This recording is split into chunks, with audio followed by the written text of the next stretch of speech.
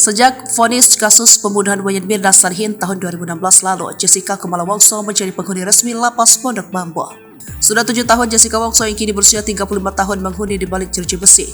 Bangunan berdiri di atas tanah seluas sekitar 15.586 meter persegi itu jadi tempat keseharian Jessica Wongso jalani masa hukuman. Diketahui lapas Pondok Bambu memang merupakan rutan yang dikhususkan untuk tahanan narapidana perempuan.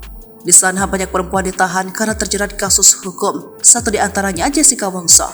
Lalu apa saja yang dilakukan Jessica Wongso selama menjadi seorang narapidana di lapas Pondok Bambu?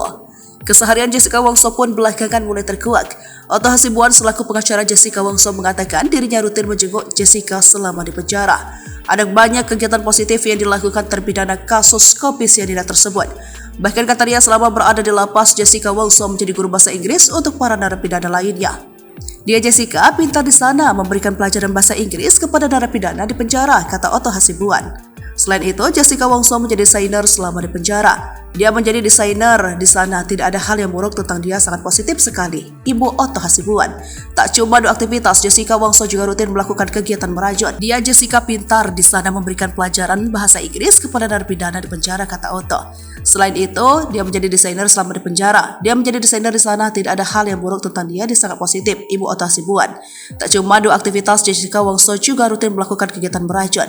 Bahkan, video Jessica diduga saat berada di lapas pun kini disorot. Video tersebut beredar viral di TikTok. Ia terlihat tengah merajut menggunakan pedang wol, wajahnya tampak tersenyum riang sembari tangannya sibuk merajut.